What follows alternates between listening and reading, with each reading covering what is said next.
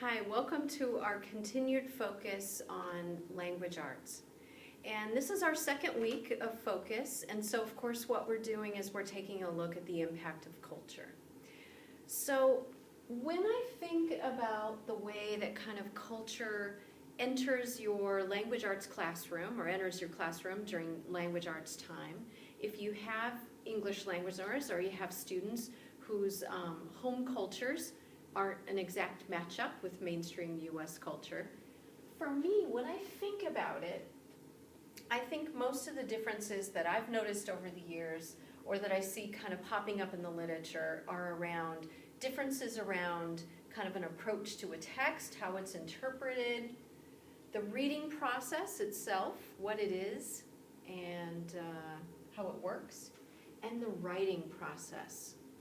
And so language arts is a time where we have students reading and writing, we have them sometimes listening, we sometimes have them reading a poem aloud or doing some kind of speech, that kind of thing. And so let's start here with text. What are some ways that students might culturally, they might have a little bit of a challenge when they're experiencing a text that you're putting in front of them. The first thing, and you probably could guess this, is background knowledge might be a little bit different. So students might not have the experiences that are in the text. They might be everyday experiences, going to the zoo or something else that students haven't experienced. I know I grew up in somewhat mainstream U.S. culture, English-speaking family, but I grew up on a farm in a very rural area. And I know that when I eventually read texts that had things like library mobiles, where they drive a van around that has library books in it, or ice cream trucks, things like that. I always thought those were made up. I didn't know those were real. So anybody's background knowledge, right, can differ from the text, but the more a student's, the time before they've come to your classroom, the more it deviates from mainstream U.S. classroom, U.S. culture, the less likely it is there's going to be a perfect matchup. And so obviously and we'll talk about this next week, we need to do some work to make sure that students understand. Another way that it's very related that students can culturally struggle with text is around kind of decoding behavior. I don't know if you'll be able to read this or not. Decoding behavior. So for example, sometimes when you're reading a story, someone will say something or they'll do something, and it's loaded with meaning. But the only way that we're able to decode that is because we know in that situation what that kind of utterance or that kind of action means. And so students may not have that cultural worldview, that kind of cultural filter that can help them understand that. So that might be a way that they struggle. An example that I can give you of this from my own experience, one day I was riding a bus in Nicaragua, and I was riding with a couple of other teachers, and something happened on the bus, and someone in the far back made a certain kind of sound, like a rooster crowing, and everybody started to laugh. And that was one of those moments where I had a sense that was probably encoded in some way. It wasn't probably random that person chose that particular sound at that particular time. There was something going on that I didn't make sense of, and this was a response, and that response was meaningful. But I didn't know how to decode it. So your students might experience those kinds of things in the stories that you put in front of them, maybe even the poetry, and sometimes essays as well. So some other ways that they might kind of struggle a little bit around culture, or at least culture will impact their and your experience, is there are cultures in the world that don't read every kind of text, right? So I have a great example for you. This was my very first day of teaching ever. So it was at Indiana University, and it was an intermediate reading class, and I had begged and begged for 6 months to be allowed to teach, and they gave me a reading class, and I was so excited. And so I had worked for a week to get the syllabus ready. I mean, I had to have certain things in it, but it was my creature, it was my thing.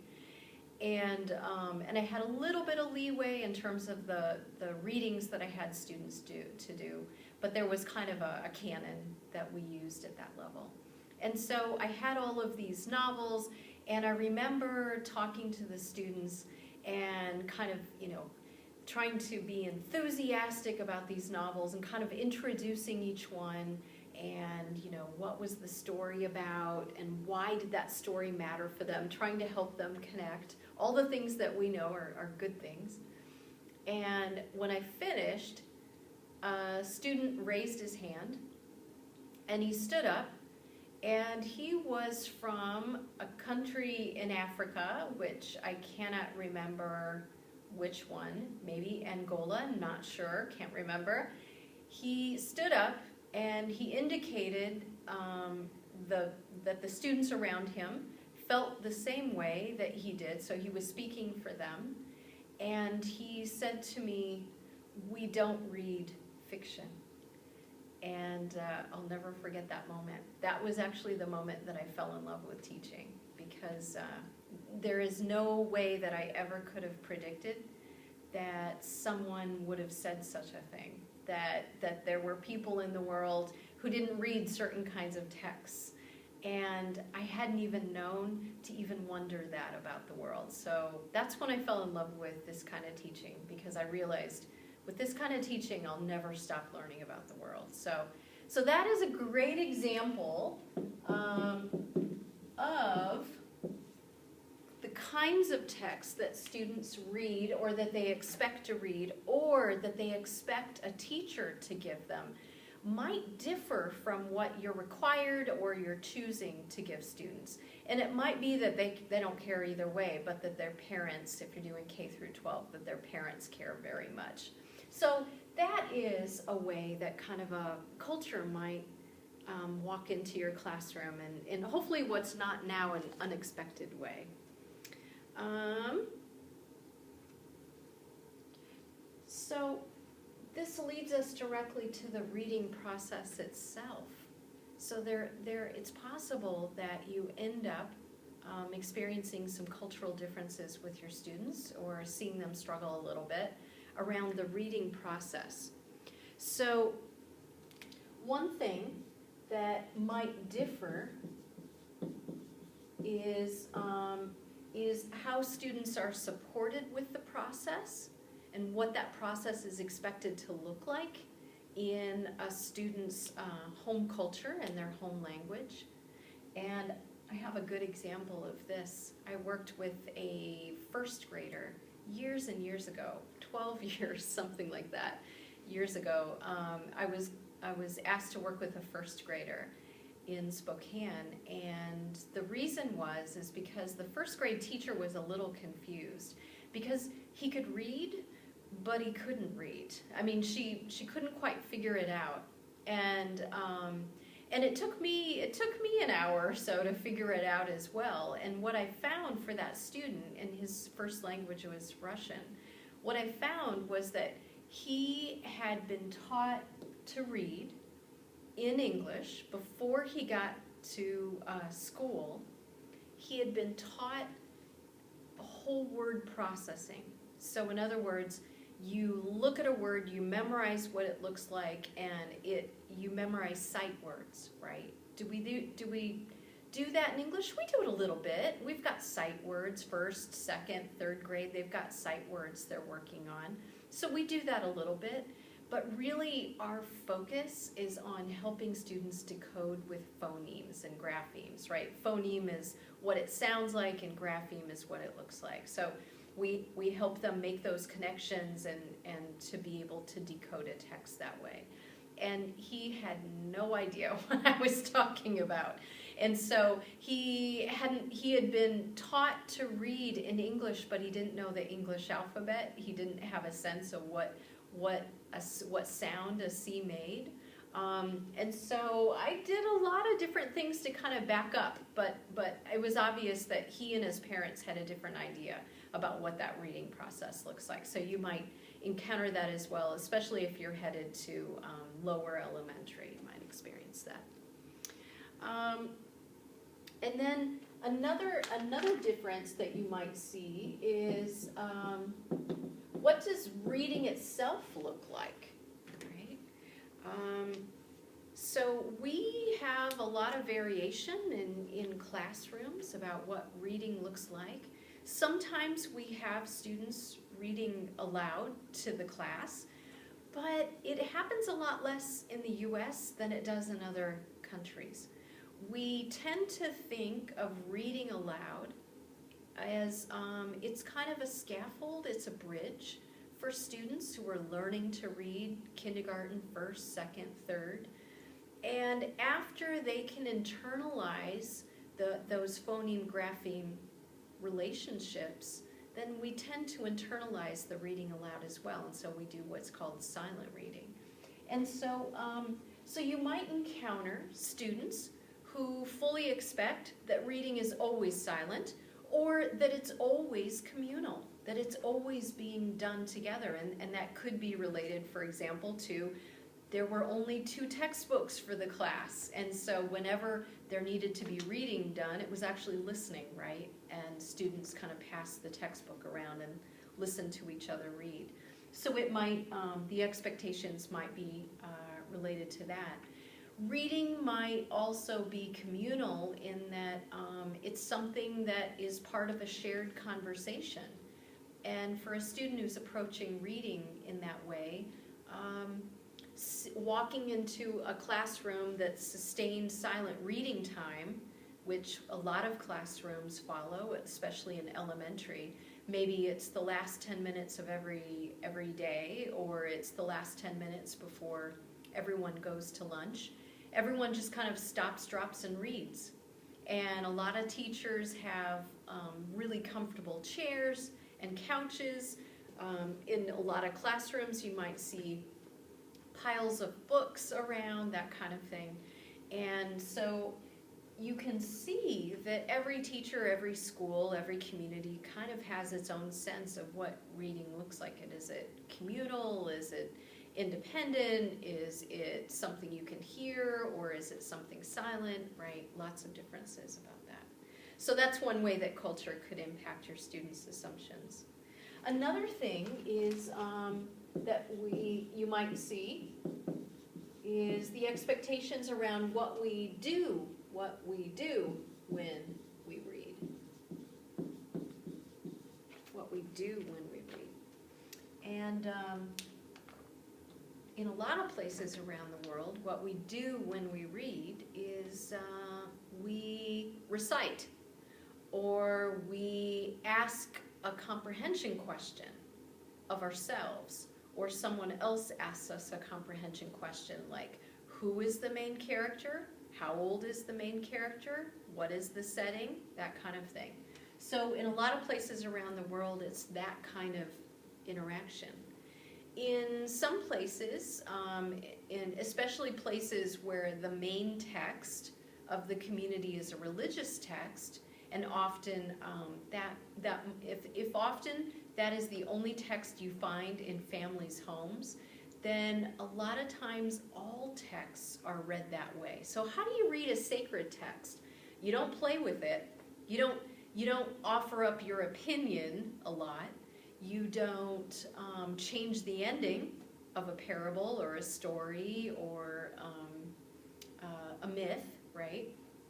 You simply, sometimes you memorize, often you recite, you read aloud, you ask each other comprehension questions, those kinds of things, but you see the text as truth. So one thing you might see happening for your students is the reading process for them. It might be connected with maybe the most important text for their community, and they might be reading other texts that way as well.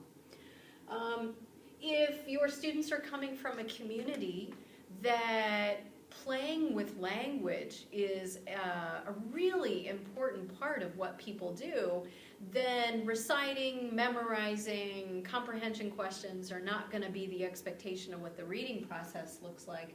What they'll expect to happen is someone taking over the story and changing the ending, or people coming up with different possible ways that the story could have been better, that kind of thing. So you can see that culture might walk in with a student encouraging them to play with the text or just memorize the text, lots of different things.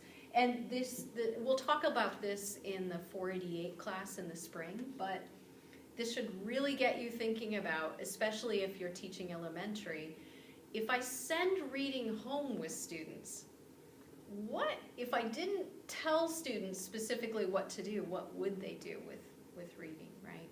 Oh, one more thing I want to mention. In the U.S., especially with upper elementary and secondary, often when we have students reading, if it's not a textbook, if it's a mimeographed or photocopied kind of thing, we often have them annotating. In fact, I was just in Rogers High School last week, and I saw up on the wall there was environmental print telling students how to mark up a text to show that they make a connection or they don't understand something, that kind of thing. So we're all about annotation, fancy way of saying marking up a text. If students are coming from a background in which there weren't a whole lot of books, there wasn't a whole lot of writing, there wasn't a whole lot of reading, they might be more reluctant to mark up their text because they might see that as something really special and unique, and they don't want to mar it with their own kind of writing, that kind of thing. Another thing that you might see impacting the assumptions that your students come in with around the reading process is how important is reading for the community that the students come from.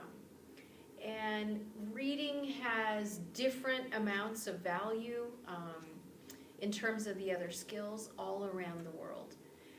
The area of the world that very often students put less value on reading, that I've found in my own experience as a teacher, is some countries in the Middle East. So there's not as much of a focus on the written word and thus reading the written word. And in some countries, for example, some countries found in Asia, there is a huge focus on the written word and being able to read it and reading great amounts. So students might, especially if students come to you having already started their schooling elsewhere, they might have read hundreds of books already, or they might never have read one. And I'm talking about in their first language. And so if you are assigning one novel per quarter for your students or per semester, you might have parents who are culturally surprised at that. Why isn't it 10? My student needs 10, even if they're a beginning language learner. And you might have parents who are culturally surprised because they would expect one book to be read over an academic year, not a semester, for example. So lots of different ways that our expectations can kind of not meet each other, not match up. So let's talk a little bit about the writing process. I'm going to move this a little bit. So what are some ways that the writing process, you might experience some cultural differences with your students? Let me move it again. Let's try that. The first thing that I can think of that you might encounter is a difference in whether or not they, their families, their communities, their educational backgrounds have focused on the writing process or on writing product. Writing products, the focus on writing as product, a lot of the world sees writing that way, that what matters is that final piece of writing. And so students might be a little bit confused when you are asking them, for example, to draft an essay or to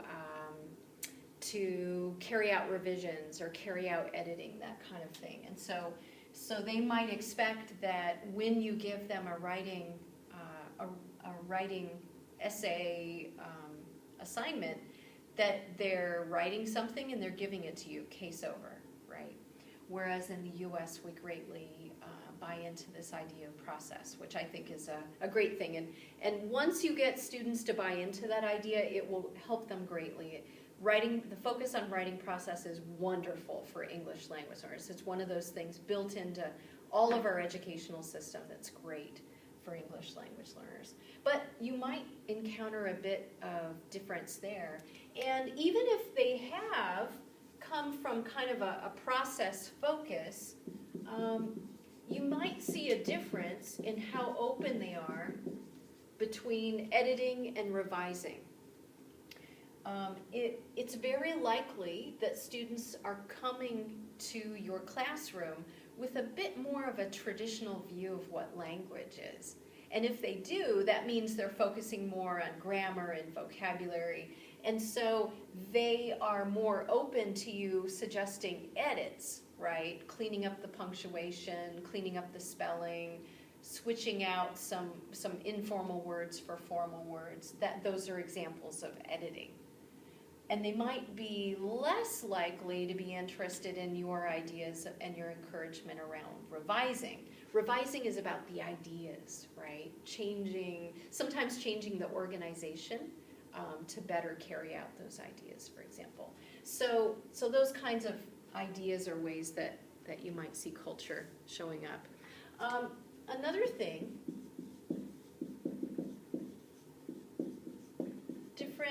different people, different communities, different families have a sense of whether or not writing is public or is it private, right? If someone is approaching from the idea that writing is really a private thing, then they might be surprised when you carry out the the language experience approach, LEA, in which you have an activity with your students. Maybe you go on a short field trip, or you all go to, you do something together, you do a lab experiment together, whatever, and you write about it as a group. You put up some big pieces of white poster paper and you elicit sentences from the whole group. That might be a little bit of a puzzle to your students if they're approaching from more of a private sense of what writing is. And that's also related to kind of the final step, right? What happens with the writing? If students are approaching from writing as a very private thing, then they might be surprised that they're even being asked if it can be placed on the school blog, or that they and their parents are being asked permission to send their letters off to a senator, for example. So that kind of thing can impact. Another way that culture can kind of play a role in what happens in your classroom with English language learners and language arts in the writing process is around peer editing. As a teacher, I fully believe in peer editing. As a writer, I fully believe in peer editing. I think it can accomplish miracles. And I know that when I am swapping writing with someone else, I am more likely to be able to see the issues that they have than the ones that I have, even if they are the same issues. And so it's kind of a scaffold to being able to catch your own need for revision or your own need for edits, that kind of thing. And so I fully believe in peer editing. peer editing is not universally accepted. And if you think about a traditional classroom, let's say, for example, a rural classroom in Mexico or Guatemala or Nicaragua, probably what you're going to see is you're going to see teacher-focused instruction, that kind of thing. And what you're very likely to never see is students becoming each other's teachers. So they're swapping papers and they're giving feedback to each other. So in a lot of places around the world, so a lot of families coming from different places around the world, what you are likely to see is at some level some resistance to peer editing. Because for a lot of students, the only kind of critique, and I'll add this, the only kind of critique or evaluation they're looking for is from the teacher, certainly not from someone other than the teacher. And if you are, as I hope you do, if you are reaching out in any way that you are allowed by your principal or your school or whatever, your district, to have authentic readers join the reading of the students' written products, it may be that you're actually asking them to provide some critique as well. And so students may or may not accept that. That may be incredibly meaningful to them because it's someone from the real world, someone outside. It might take on more meaning. Or they might just be looking for that critique from the instructor. And for your feedback, different communities value comments versus score, right? I know that there has been, over time, there's been a struggle in some Canadian schools with students, English language learners' families, and the English language learners themselves wanting a numbered score for an essay.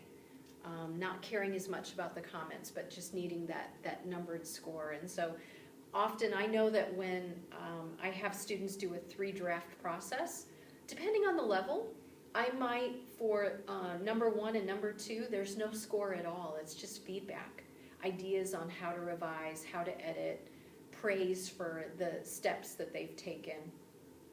And so they don't get a score until that 3rd step. I've taught that way. At times I give a score for the 2nd draft as well. But anyways, you can see where I'm going with this, that students and their families and their communities might have some kind of hidden, silent expectations about what that critique looks like. Another thing that can come in as well, I'm going to put the dirty word of plagiarism up here. And really this comes down to what are students' expectations about how you bring other people's ideas or other people's words into your writing. How does that look? How can you legitimately make that a part of your writing product? And we'll take a look at this in the 488 class a little bit more deeply, but it's important for you as you're preparing to teach language arts to know that around the world, in a lot of places around the world, there is no such thing as plagiarism. The concept doesn't exist because you are actually demonstrating that someone else's ideas or someone else's words are so good, they're so perfect, that they belong in your essay. And you don't even need to quote the person because they're so important. There's so much, like, think of saying something like, when it rains, it pours, or it's raining cats and dogs. We don't cite anyone when we say that, right? It's just a part of our general understanding of the world. It's so much a part of our everyday experience to say that. And in a lot of places around the world, it's actually a sign of respect to not cite someone. It's indicating what this person said is so integral to our understanding of the world that we don't even need to cite it, just like saying it's raining cats and dogs. So, so that's one way. That's one way. Another thing around the writing process is around getting a sense of what the beginning of the process looks like, and whether that's taken seriously or not, for example. So in some places in the world, when students, like for example, mainstream culture in the US, when a child begins, let's say a preschooler begins to like write T's, write I's, that kind of thing, maybe start to make a few other letters like B's, that kind of thing. Caretakers around them, their teachers will say, "You're writing," right? We praise that. We see that as a legitimate step forward in the writing process. But that is not the case entirely around the world. So if you're working with preschoolers through 3rd grade, you may be quite excited at what they're able to produce in writing, and the parents, though loving, may not take it seriously at all. An example that I've used with other classes at other times is, just imagine if you have a niece or nephew or a child, and the child gets into someone's closet, they put on adult shoes and they come out wearing them. We laugh at that, it's cute, right? I don't laugh at this. I don't think of it as cute, but in a lot of places around the world, this is cute. Okay, so something to think about and something to kind of be prepared that you might be on a different page than the parents. Anything else I want to mention? I think one last thing. I didn't directly talk about it, and I probably need to. The role of errors. So the role of errors connects too with how good does a piece need to be before it can be seen by others. And so we, in most language teaching classrooms, most in the US, we tend to think of errors as a really positive thing, right? It's a sign, it gives you an insight into where the student is in their language development. It also gives you a way to react, right? It gives you something to talk to the student about or give them some written feedback about. So we don't think of errors as a problem, but they are thought of as a problem around a lot of the world. And so if you, for example, are having your 3rd graders create posters that are going to line the walls before parent-teacher night, then you might have students who want their poster to be absolutely perfect, or their parents want the poster to be absolutely perfect before it goes up. So there's a lot of kind of feelings around errors and how perfect something needs to be. And that relates to in cultures that really value the expert, they value the authority, they may not be as excited about a developing writer showing their writing to others because they're still in that process. There's probably still some errors. So there's a lot of feelings around that are connected. So let's go back and take a look at the whole picture before I let you go. So what I hope has happened for you is that you have a sense of the little ways that culture might walk into your classroom when you're introducing a new text, sending reading home with your students, when you are carrying out any step of the reading process in your class, and when you're assigning writing. There are a lot of different ways that culture can impact your students' experience, their students' assumptions, their families' assumptions, and then your own experience as well. So what's the takeaway? Well, we'll take a look at pedagogy next week, but I think you can see right now that part of your role has got to be learning about your students and their families and their communities. And this is deep level culture, right? This is understanding at that deep level. Okay, so there's some reading waiting for you, some other tasks, and then I'll see you in the discussion.